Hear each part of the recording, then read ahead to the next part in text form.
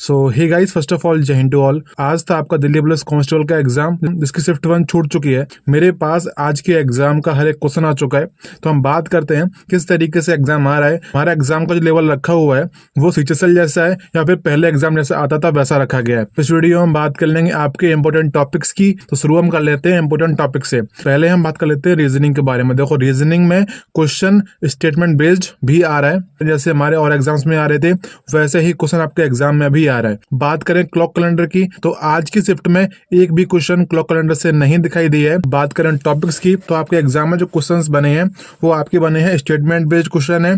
Question coding decoding से आए हैं, क्वेश्चन आया नंबर सीरीज से, क्वेश्चन आया फिगर सीरीज से, क्वेश्चन आया ब्लड रिलेशन से, और बाकी जो टॉपिक हमारे आते रहते हैं मॉक टेस्ट के अंदर, क्वेश्चन उन हर एक टॉपिक से आया है। सिवाय क्लॉक एंड कैलेंडर से क्वेश्चन कोई भी नहीं आया है। तो जो मैंने आपको बताया टॉपिक, आपको यही वाली प्रैक्टिस करनी है, फालतू में टाइम वेस्ट नहीं कर रहा वहां जहां से क्वेश्चन नहीं आ रहा है।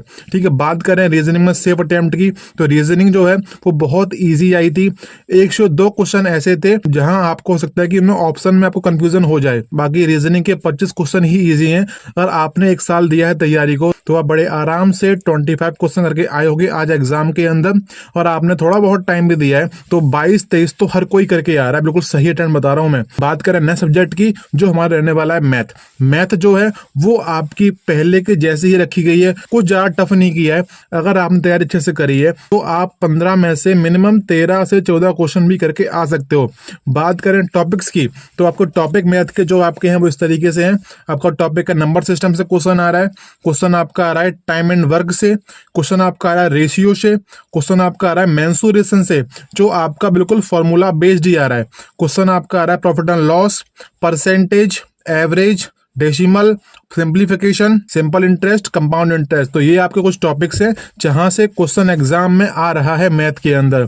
बात करें सेफ अटेम्प्ट्स की, तो अगर आपका मैथ वीक है तो आप 15 में से मिनिमम 8 से 9 क्वेश्चन करके आ सकते हो, क्योंकि जो क्वेश्चन पूछ रखे हैं बिल्कुल बेसिक क्वेश्चन डाल रखे हैं आपके अर्थमेटिक के अंदर से। अगर आपकी तैयारी बहुत अच्छी पहले से है तो आप इस शिफ्ट के अंदर 13 से 14 क्वेश्चन भी सही कर सकते हो। अगर आपको लगता है क्वेश्चन एक बार में नहीं बन रहा है तो दोबारा उसको टाइम दो, आपको बड़ी तसल्ली से एग्जाम देना है। बिकॉज यू नो कि आपको 2023 वैकेंसी के बाद आपको मौका मिला, 2025 के लास्ट में, आप पता नहीं मौका कब मिलेगा। तो बड़े आराम से एग्जाम में क्वेश्चंस करने हैं, आपको टाइम पूरा दिया गया है। ठीक है, तो मैथ जो आपका है उसे मैं इजियर साइड ही रखूंगा आज की शिफ्ट के अकॉर्डिंग की मैं बात कर रहा हूँ। बात करें हम कंप्यूटर की, कंप्यूटर में ये नहीं पूछा कि बताओ फर्स्ट जनरेशन में कौन सा क्या यूज किया था, और वो चीज नहीं आ रही है। और एग्जाम में जो क्वेश्चन आ रहे हैं वो आपके थोड़े अच्छे लेवल के हैं। क्वेश्चन बताओ टॉपिक कौन से हैं, तो अगर आप सिर्फ MS वर्ड और MS एक्सेल भी कर लेते हो तो भी आप एग्जाम में मिनिमम 6 से 7 क्वेश्चन करके आओगे 10 में से। मैं ये बात कर रहा हूँ। और आप सिर्फ 2 टॉपिक भी कर लेते हो, तो अगर आपने बहुत टाइम दिया है कंप्यूटर को पढ़ने में, अपने पूरा पढ़ रखा है कंप्यूटर,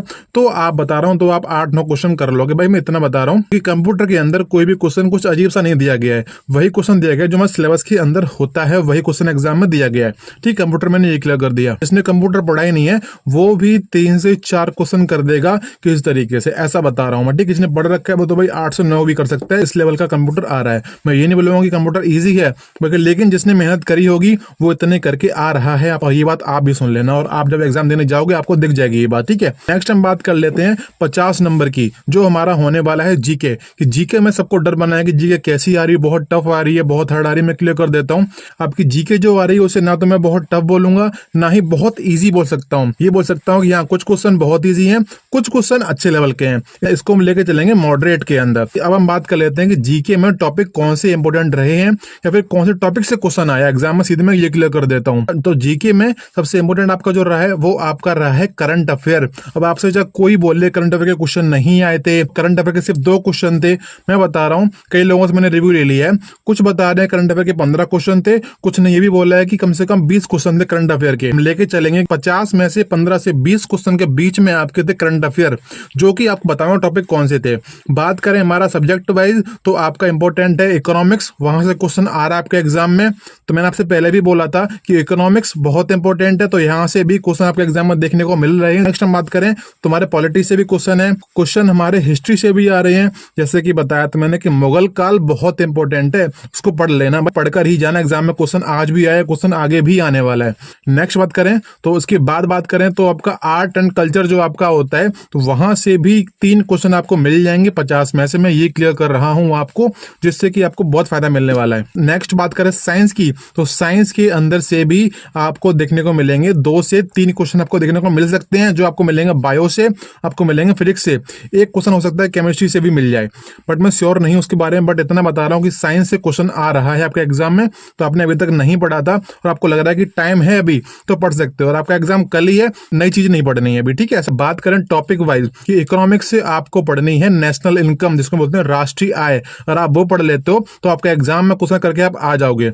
बात करें हिस्ट्री में, तो हिस्ट्री में सबसे इंपॉर्टेंट आपका बना हुआ है जो आपका है मुगल काल, उसको पढ़ लो, आपको दिल्ली सल्तनत पढ़कर ही जाना है एग्जाम तक। बात करें आर्ट एंड कल्चर की, तो वही आपका रहता है डांस फेस्टिवल वगैरह, तो वो तो एग्जाम में आ ही रहा है। इसके अलावा हम बात कर लेते हैं कि आपका रहता है हमारा करंट अफेयर, कि करंट अफेयर से टॉपिक कौन से आ रहे हैं, अभी कितने क्वेश्चन आ रहे हैं। मैंने क्लियर कर दिया कि आज के रिव्यू के अकॉर्डिंग आपके एग्जाम में 15 से 20 क्वेश्चन आपके एग्जाम में मिल रहे हैं करंट अफेयर के। टॉपिक कौन से वो बात कर लेते हैं, मैं लिख के लेके आया हूं यहाँ पे, ठीक है। पहला टॉपिक आपका रहने वाला है, क्वेश्चन आपका आ रहा है स्पोर्ट्स से। तो स्पोर्ट्स से क्वेश्चन जो आ रहा है, हो सकता है कि आपका क्वेश्चन स्टैटिक जीके से भी आ सकता है स्पोर्ट्स के बारे में, और क्वेश्चन हो सकता है कि आपके एग्जाम में जो स्पोर्ट्स करंट में हुए हैं तो क्वेश्चन वहां से बन जाए लास्ट 9 महीने का, लास्ट 6 महीने के अंदर से। नेक्स्ट टॉपिक हमारा जो एग्जाम में आ रहा है, जो आपका है बुक्स एंड ऑथर, किताब और उनके लेखक। ये क्वेश्चन भी आपका स्टैटिक में भी आ सकता है और आपका करंट में भी आ सकता है। जो किताब अभी लिखी गई है तो हो सकता है कि उनके बारे में पूछ ले, जो किताब पहले से बहुत कॉमन रही है हो सकता है कि वो पूछ ले, ठीक है, कुछ भी हो सकता है। नेक्स्ट हमारा रहता है इंपॉर्टेंट टॉपिक जो आपका है अपॉइंटमेंट, बोलते हैं नियुक्तियां। मैं आपको पहले से बता रहा हूं कि नियुक्तियां पढ़ लेना भाई, क्वेश्चन एग्जाम में आ रहा है और आज के एग्जाम में भी क्वेश्चन अपॉइंटमेंट से आया था। नेक्स्ट हमारा टॉपिक जो होने वाला है, जो आपका है अवार्ड्स।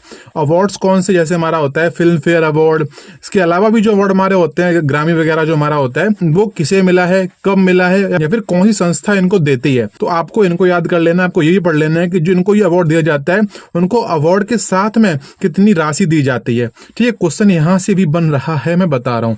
नेक्स्ट हमारा होता है जो आपका है गवर्नमेंट स्कीम, जो कि इंपोर्टेंट रहती हैं, जो आपको पढ़नी है सेंटर की और स्टेट की, दोनों में से किसी का ही पूछ सकता है।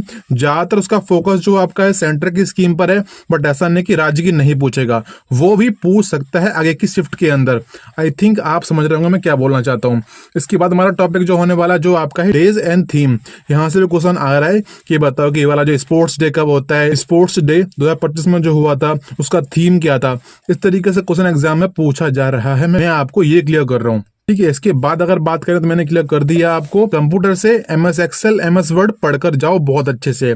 हिस्ट्री में मुगल काल दिल्ली सल्तनत बहुत अच्छे से रट के जाओ। बात करें इकोनॉमिक्स तो आपका रहता है नेशनल इनकम और आपका रहता है इंडस्ट्रियल पॉलिसी, औद्योगिक नीतियां। इनके अलावा बात करें स्टैटिक जीके के अंदर, तो स्टैटिक जीके से भी 5 से 7 क्वेश्चन आपको दिखाई देंगे। तो मैंने आपको क्लियर कर दिया कि रीजनिंग में क्लॉक कैलेंडर नहीं आ रहा है, तो फालतू का टाइम वेस्ट नहीं करना, आगे की शिफ्ट में भी शायद नहीं आएगा। बाकी रीजनिंग में आपका डाइस के क्वेश्चन भी आ रहे हैं, ब्लड रिलेशन आ रहा है और नंबर सीरीज वगैरह सब कुछ आ रहा है जो पहले आ रहा था, बट बता रहा हूँ जो चीज नहीं आ रही मैं आपको वो क्लियर कर रहा हूँ। ओके, तो इतना सा रिव्यू था आज की शिफ्ट का।